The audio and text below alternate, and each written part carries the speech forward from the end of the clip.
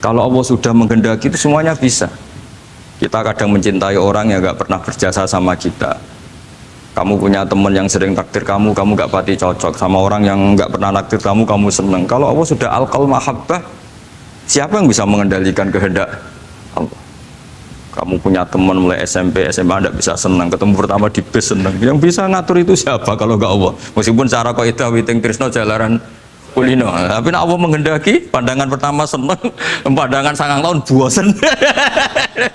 Nggak kurang cara. Kalau makanya para ibu-ibu harus berdoa, ya Allah ya muqallibal qulub sabit qalba zauji ala mahabbati. Itu kalau nggak didoakan wah bisa hilang semua itu kan. Suaminya nggak mau berdoa gitu karena takut kurang variasi. Tapi ini cerita cinta, cerita ulfa, tidak bisa. Lau anfaqta ma fil ardi.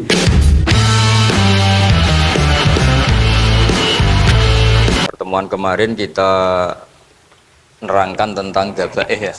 Ya mudah ya. Tentang dabaih. 2 kali saya pertemuan ngisi fikih di sini tentang hewan yang boleh disembelih terus ukurannya hidup itu kayak apa. Kemarin kita cerita hayatun mustaqirrah sama hayatun sing wiru mustaqir. Tapi kali ini saya akan cerita ilmu sosial ya. Kita sebagai umat Islam di Indonesia yang kita semua ahli sunnah wal jamaah mewajibkan amar ma'ruf nahi mungkar. Tapi saya mau cerita sedikit tentang fatwa Imam Ghazali dalam kitab Ihya, dan ini saya bukukan ketika 100 harinya Kiai Haji Maimun Zubair ketika saya diminta ngisi ceramah di acara 100 harinya Mbah Maimun Zubair, guru kita semua. Di antaranya adalah ketika melihat maksiat itu apa seharusnya kita membenci pelakunya atau malah justru menunjukkan simpatik dengan harapan bisa dibina. Ini halaman 20 ya, kalau di buku ini halaman 20. Sudah ketemu ya halaman 20. Di Ihya aslinya di kitab saya juz 2 halaman 225. Kemudian ada Ihya Darul Fiqh ini milik Pak Mustaqim, tadi tak cek halaman 29. Jadi supaya kita amar ma'ruf nahi mungkar itu pakai ukuran yang dipakai ulama. Ya kalau di buku ini halaman 20. Ya kalau di buku ini halaman berapa? 20. Saya beri mukaddimah ya, misalnya gini, ada orang mabuk di jalan, itu dia melakukan kemungkaran, jelas mabuk. Kadang-kadang ibunya itu solihah, keluarganya soleh, ikut majelis taklim. Dia mungkin tersiksa karena keluarganya mabuk, atau mereka keluarga tersiksa anaknya mabuk. Tapi tersiksanya hanya mabuk saja, tapi gara-gara kamu nahi mungkar secara serampangan, kamu tegur, malah dosanya bunuh Anda. Ini namanya apa? Nahi mungkar sing yu'addi ila ma huwa akbahu minhu atau angkaru minhu atau syarrun minhu. Kamu nahi mungkar tapi tanpa perhitungan sehingga melahirkan mungkar yang lebih dahsyat, yaitu pembunuhan. Nah, di antara syarat kewajibannya nahi mungkar itu aturannya jangan yu'addi ila mungkarin sing akbaha minhu atau syarrun minhu, jangan sampai mendatangkan kemungkaran yang lebih apa? Buruk. Ketika keluarganya dengar anaknya mabuk mungkin masih bisa mentoleransi, tapi kalau dengar bunuh kiai atau bunuh orang yang sangat dihormati karena ditegur lebih tersiksa. Begitu juga misalnya ada orang yang sering datang ke masjid itu berjamaah sholat, tapi pakaiannya masih agak-agak gimana gitu. Cara papa ngerti ya agak gimana gitu. Nah ternyata kalau ditegur malah nggak sholat. Nah ini kan kita punya perhitungan ya. Kalau ditegur nggak sholat, kalau dibiarin tetap sholat, mendingan nggak negur. Asal di hati kamu, jangan-jangan nanti nggak ada pemandangan kalau ditegur lah, itu yang mulai masalah kan. Tapi sebetulnya itu mulai masalah, itu hadun nafsi. Kalau perhitungannya gitu hadun nafsi. Tapi kalau perhitungannya selama masih islami, dengan perhitungan-perhitungan haqqullah wa rasulih, insya Allah itu ditoleransi. Nah, di antara makalah yang ini contoh ini untuk anak-anak BG, untuk PSG, tak warai caranya jadi wong alim, ini jujur saja, enggak niat sombong. Saya tuh kalau punya makalah itu sampai begini. Ini itu satu makalah sebelum dicetak itu berupa buku ini. Ini begini modelnya. Jadi referensi yang sama tak tulis dari berbagai kitab yang berbeda. Dulu ketika Syekhina Kiai Haji Maimun Zubair masih sugeng, tiap ketemu itu dicek itu dari kitab apa. Jadi selain referensi secara mudawana, Al-Kutubul Mudawana juga dikonfirmasi berkali-kali. Misalnya gini, orang sekarang tuh nggak siap dakwai orang yang ahli maksiat. Dulu tuh zaman Nabi dakwah itu malah nggak sekedar maksiat, masih kafir yang didakwai. Pertama Quran turun tidak ada qul ya ayyuhan nahdiyun, qul ya ayyuhal muhammadiyun, yang ada malah qul ya ayyuhal kafirun, karena yang didakwai orang kafir. Jadi kalau kamu nyari dakwah yang sudah orang steril, sudah soleh semua, itu orang Jawa nguyai segoro, sekaruan soleh kok bu dakwah. Jadi memang tantangannya dakwah itu ke objek yang kita nggak siap. Nggak siapnya mungkin kita beda agama, mungkin beda kultur, beda kesolehan tuh. Ya, jadi ini tak baca beberapa makalahnya orang dulu. Ketika melihat saudara kita, teman kita atau tetangga kita melakukan maksiat atau sedang maksiat. Tak baca Arabnya dulu, mungkin sebagian nanti itu mungkin biar barokah. Ini teks aslinya Imam Ghazali. Wa turuqus salafi qad ikhtalafat fi izharil bughdi ma ahlil ma'asi. Semua orang salaf berbeda-beda dalam memperlihatkan ketidaksukaan ma ahlil ma'asi. Tentu kita semua tidak suka perzinaan, nggak suka mabuk-mabukan, nggak suka togel, nggak suka judi. Terus fa'in kulta, ini yang mulai dialek gitu ya. Fa'in kulta itu andekan ada satu pertanyaan, yaitu yang mulai halaman 20. Fa'aqallu darajati fi izharil bughdi al-hajru wal i'radu wa qat'ur rifqi wal i'anah. Fahal yajibu dzalika hatta ya'siyal abdu bitarkih. Fa'aqulu la yadkhulu dzalika fi dhahiril ilmi tahta taklif wal ijab. Fa innana alamu annal ladzina syaribul khamra wa ta'atau al fawahisha fi zamani Rasulillah sallallahu alaihi wasallam as-sahabah maka yuhjaruna bil kulliyah. Dulu zaman Nabi juga banyak orang-orang yang masih mabuk, masih melakukan hal-hal yang buruk. Tapi mereka yang sedang maksiat atau baru berstatus fasik itu maka yuhjaruna bil kulliyah. Tidak begitu ditinggalkan saja atau asingkan begitu saja. Balkanu munqasimina fihim ila man yakhdhidul qawla alaih. Sebagian sahabat kalau melihat orang yang mabuk yang enggak benar keras. Wa yuzhirul bughdalah, memperlihatkan tidak sukanya.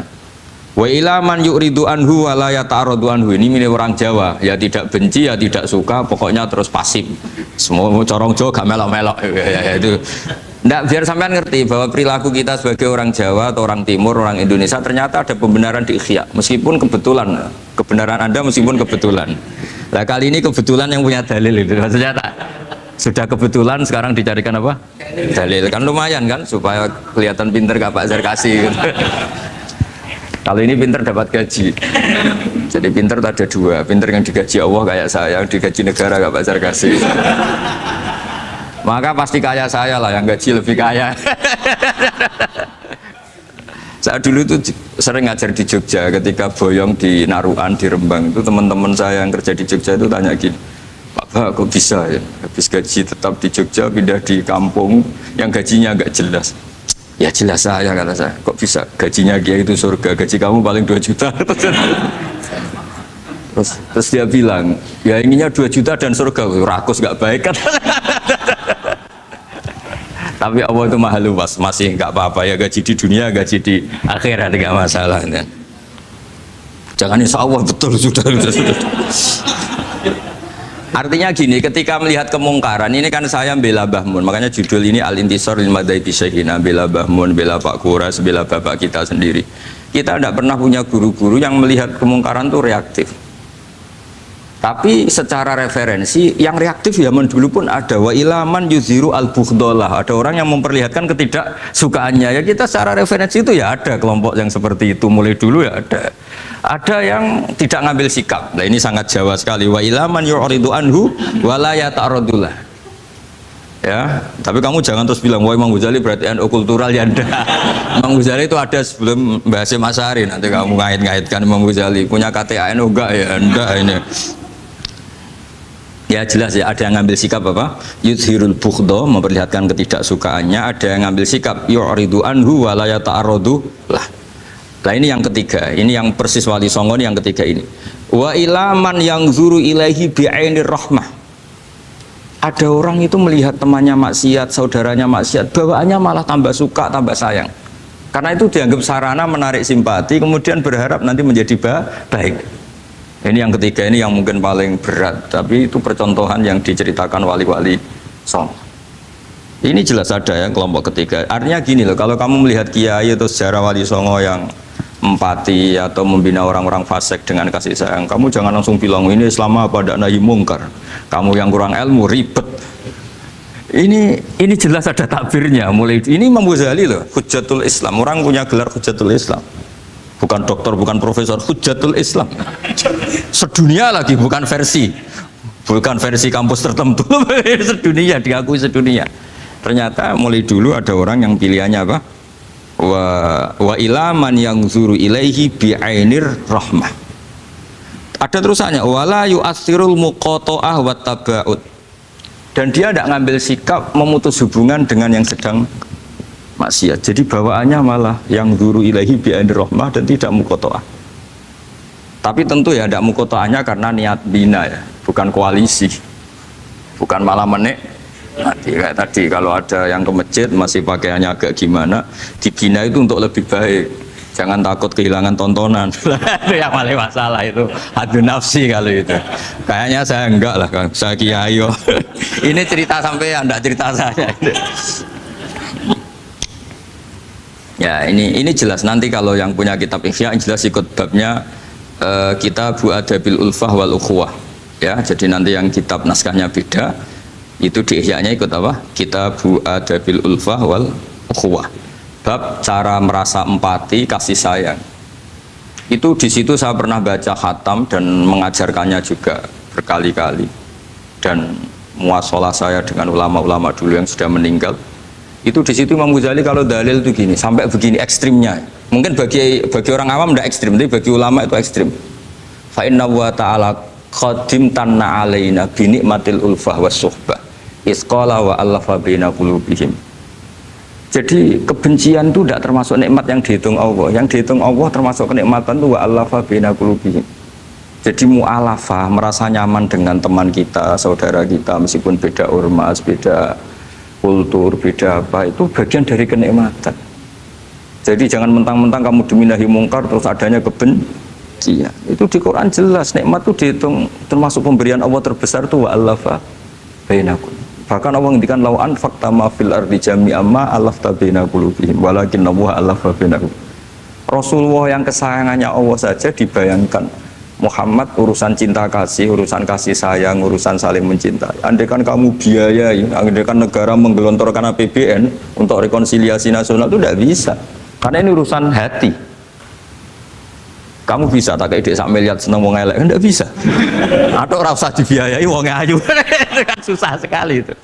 Kamu bisa seneng orang yang enggak pernah berbuat baik sama Anda, enggak bisa. Tapi walakin Allah allafa. Kalau Allah sudah menghendaki itu semuanya bisa. Kita kadang mencintai orang yang enggak pernah berjasa sama kita.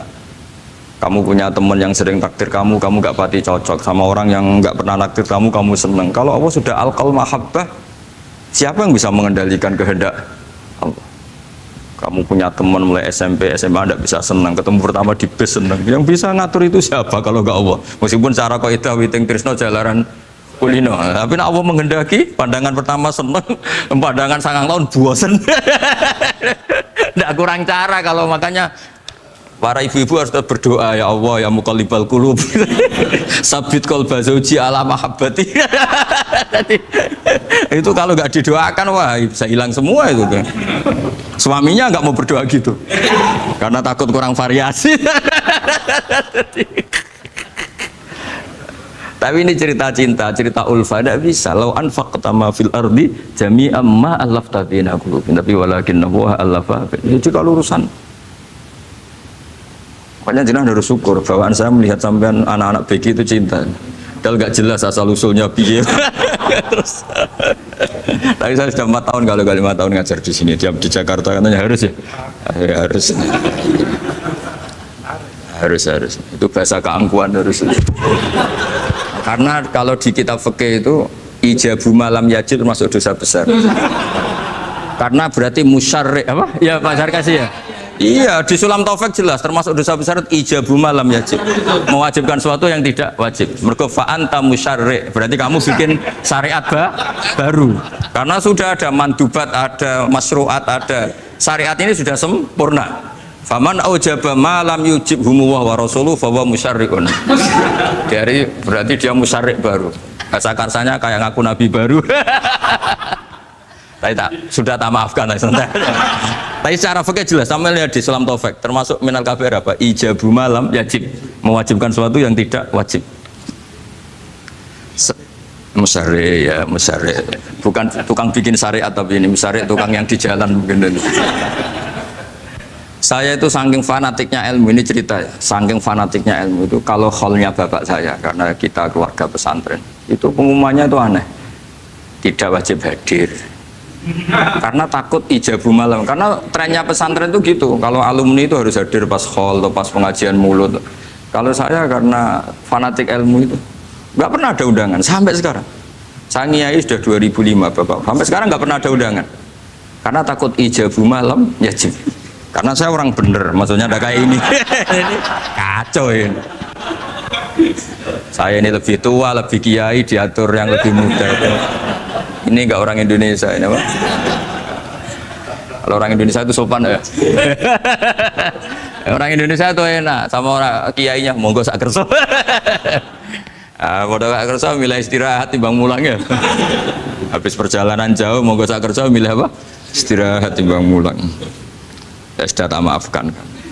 Saya kan orang baik jadi gampang maafkan.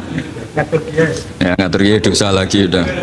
Ya ini jelas ya. Jadi ada 3 kelompok tadi ya. Jadi kalau jenengan sama orang yang tegas nahi mungkar atau apalah. Ya mulai dulu ya ada wa ilaman yakhlidul bughdhalah wa yudhirul tadi apa? Ilaman yakhlidul qala alaih wa yudhirul bughdhalah. Itu mulai dulu ya ada. Terus ada yang model Jawa wa ilaman yu'ridu anhu wa la yata'arradu lah. Jadi gak ngambil apa? Sikap. Corong Jawa gak melok. Terus yang ketiga ini yang cerita Wali Songo, ya kita tidak menangi Wali Songo tapi sudah mutawatir lah kalau cerita-cerita Wali Songo itu nggak pernah negur orang, nggak pernah apa, tapi bisa merubah. Ini yang mahal kan bisa merubah. Itu apa cerita itu riwayatun sing tablughu hadat tawatur lah, karena semua versi kiai, versi film, versi buku kan semuanya sama Pak Zarkasi apa? Enggak, semuanya menceritakan sama. Kalau Wali Songo itu tidak main kekerasan tapi merubah. Kalau orang-orang yang terlalu liberal kan ya orang rubah, malah tadi seneng aja kalau ini semua orang pakai hijab ribet. Itu yang ribet kalau sampai ganti niatnya gitu. Ribet gak punya pandangan tadi loh pada perhitungannya itu ribet kalau perhitungannya gitu. Ya ini jelas ya. Kelompok ketiga dan ini menurut saya yang luar biasa wa ilaman yang zuri ilaihi bi ainir rahmah wa la yu'athirul muqata'ah wa tabal. Fahadihi daqaiqu diniyatun takhtalifu fiha turuqus salikin. Ini satu detail-detail yang mulai dulu orang itu beda-beda karena mungkin organ kita beda, psikologi kita beda. Kalau orang sosiologi mungkin ngamati latar belakangnya beda. Ada orang tuh santunya minta ampun, tak tanya tak pikir dia turunannya orang baik. Kalau saking santunya saya nanya kiai aja kalah sopan sama dia. Tak tanya kamu kok orang baik padahal gak anaknya kiai. Karena saat trauma ditabui bapakku terus. Jadi dia sayang sama orang karena trauma. Betapa ada enaknya dikerasin. Ya nasibnya baik dia kok, kesimpulannya gitu. Ada yang dikerasin bapaknya terus dendam, anaknya yang kena. Banyak orang yang mencintai istrinya, tak pikir dia turunannya orang yang sangat mencintai istrinya, ternyata enggak. Saya tahu sakitnya dicuekin suami. Ibu saya itu korban bapak saya. Gara-gara trauma itu terus sayang sama istrinya. Karena ibunya korban dibiarin sama bapaknya, ditinggal kemana-mana. Jadi kadang manusia itu nggak bisa ditebak. Ada yang anaknya orang harmonis, dia ada harmonis. Kok monoton ya? Ribet kalau sudah mukhalifal qulub nggak pernah tahu kita. Ya, makanya sudah lah dongo aja ya mukhalifal qulub sabit qalbi ala din. Ini para istri harus dongo ya mukhalifal qulub sabit qalba zauji ala mahabbati. Tapi aku yakin bapak-bapak gak berani doa gitu. Sabit qalbi ala mahabbati zaujati gak berani. Takut goblok saja. Kayaknya monoton tadi. Ya. Ya jadi jelas ya, ini masalah-masalah yang nggak mungkin ada kesepakatan ya. Ini jelas fahadihi daqaiqu diniyah takhtalifu fiha turuqus salikin. Nah daqaiq itu artinya gini ya, daqaiq itu sudah detail. Dikoh, daqaiq jamaknya daqiqah, dikoh itu detail. Bukan daqaiq bahasa Arab sekarang artinya menit. Oh daqiqah, daqaiq, ada menit barang ini apa dari ini maksudnya dari kata dikoh apa? Detail. Detail itu maksudnya gini. Saya beri contoh ya, semoga contoh ini tidak menyinggung siapapun ya, karena ini murni contoh. Misalnya ini ada warung kopi ya, warung kopi itu dijaga orang cantik, ramah. Terus ini itu dijaga orang solihah tapi judes. Sini boleh utang, ini nggak boleh utang. Ini contoh gampang saja, contoh yang awam saja, model goblok saja lah. Kita ngaji model awam saja. Terus kamu orang netral. Masih netral ya tidak soleh-soleh banget, ya tidak fasik-fasik banget. Ya kayak kelas-kelas gini kan nggak soleh-soleh banget, agak ya nggak jelas lah bahasa pasnya itu nggak jelas. Kalau bahasa Qur'annya wa akharuna atarafu bidunubihim kholatu amalan sholihah wa akhara. Delok kiai ya gelem, delok wedok ya gelem. Konser ya teko, pengajian ya teko, ini jenis kholatu amalan sholihah wah akhara saya. Jadi Quran sudah gambarkan. Makanya kelompok kayak kamu termasuk kelompok yang dibayangkan Quran. Tapi ya itarafu bidunubihim, kalau malam ya istighfar, astagfirullah. Sudah pas lah gambaran Quran itu pas, sudah kamu partainya itulah jelas sudah. Kan kita nggak mungkin partai wa minhum sabiqum bil khairati fi ndak lah. Ambune ndak kelihatan. Kalau kalian sudah wali pasti saya tahu, kan ada daftarnya. Wali itu ada daftarnya, ada anggotanya, ada apa?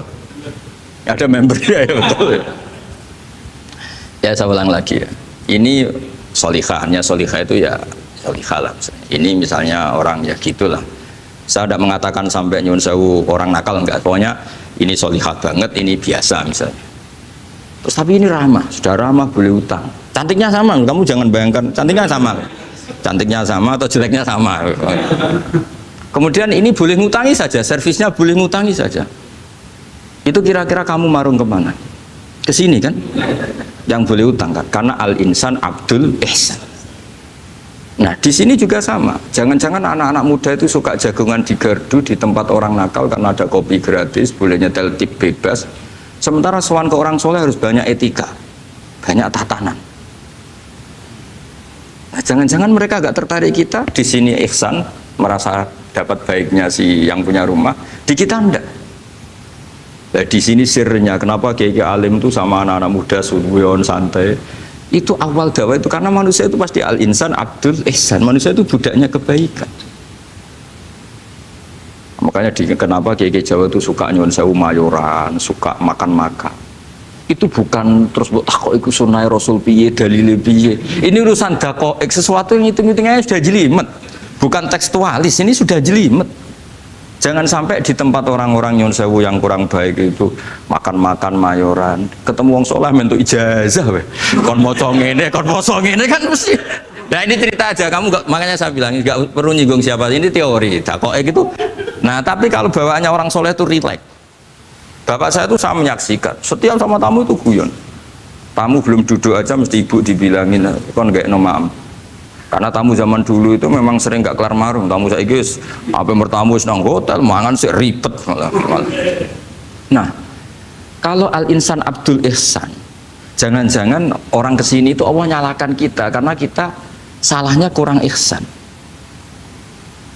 Makanya diantaranya doanya orang-orang dulu, ya Allah jangan berikan ke orang-orang fajir, orang-orang fasik satu kenikmatan yang saya harus berutang jasa ke mereka, karena berat ke depan itu berat. Jadi jangan-jangan kita dakwah tidak mandi itu kurang kompetisi lah istilahnya. Nah makanya Wali Songo itu sikapnya simpati ya tadi. Makanya terus guyonan di dunia sufi, meskipun guyonan itu masuk akal. Kok tidak marung yang solihah, kok marung yang enggak solihah? Kalau yang ini senyum, ini merengut. Nah, di sini pentingnya senyum. Meskipun fikih berfatwa senyum itu sunat, saya ulang lagi, fatwa fikih formal itu kan senyum itu sunat. Tapi ada surah yang senyum itu wajib. Ya tadi misalnya kamu kalau jadi kiai senyum orang ngaji ke kamu. Tapi kalau kamu enggak senyum orang ke ngaji yang aliran sesat, misalnya belajar yang aliran sesat.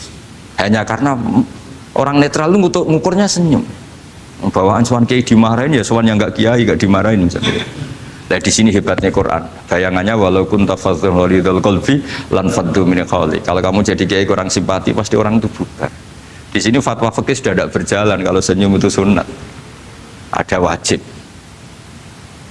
Tapi bukan wajib yang keliru kayak tadi ijabu malam ya cinta, ini wajib yang karena hitung-hitungan syariah itu. Lo coba ya, mana ada wong soleh yang top ya. Sekedar kita mungkin pegawai negeri atau lurah, orang ke kita harus prosedur. Sementara kadang ke tempat yang kurang baik nggak usah prosedur. Orang kan nyaman nggak diatur timbang diatur. Bawaan gitu saja sudah membatasi akses kebaikan kan. Jadi lepas dari kita tidak bisa melakukan tidak apa-apa, ini kan kita fair secara ilmiah, hitung-hitungannya gitu. Dakoek itu kira-kira hitung-hitungannya begitu. Makanya kiai-kiai yang dulu itu meskipun dalamnya dibatasin karena kiai juga butuh istirahat, butuh macam-macam. Kalau pondok itu enggak 24 jam karena semua orang biar bisa ngakses. Saya tuh kalau ngaji Rebo itu ribuan, enggak mulai orang jelas, enggak jelas, setengah jelas, yang wali, setengah bulat, setengah buron, ada semua. Sampai ada yang setengah buron pernah ketemu polisi yang ngaji. Saya ini mau nangkap kamu malah ketemu di sini jadi sudah lah Pak, atas nama hormat Gus Pak, nangkapnya nanti aja karena ketemunya pas ngaji. Karena kebaikan nggak boleh dibatasin. Coba kalau saat pengajian tak batasin, yang dokter saja, yang DRS saja, yang begini saja. Sementara dangdutan nggak dibatasin. Suatu saat maksiat lebih besar ketimbang ngaji. Itu saya ditanya Allah, salam nggak batasin? Saya juga nggak bisa jawab kan kira-kira gitu. Nah ini dakoi, maksudnya ini cerita saya tidak ingin nyinggung siapa ini, maksudnya dakoi itu suatu yang perhitungannya detail itu jelimet. Saya punya tetangga kalau tukaran sama suaminya itu jujur betul. Kenapa nak tegakno kopi ra gelem, senane ngopi ning warung. Ning kono nak nyugoi mbek senyum kowe ora. Istri kamu kalau nyugoi, oh ngombe. Di warung kan ngersakno nopo. Padahal cantiknya kadang ya sama, atau kadang cantik istri kamu. Tapi gara-gara duar. Lah itu sudah takoek apa? Takoek. Ini urusan kompetisi itu. Ke kiai dimarahin, ke sini di servis. Alhamdulillahirabbil alamin. Telah kita ikuti bersama ceramah atau kajian dari beliau Kiai Haji Muhammad Bahauddin Nur Salim. Semoga apa yang telah beliau sampaikan menjadikan ilmu yang bermanfaat.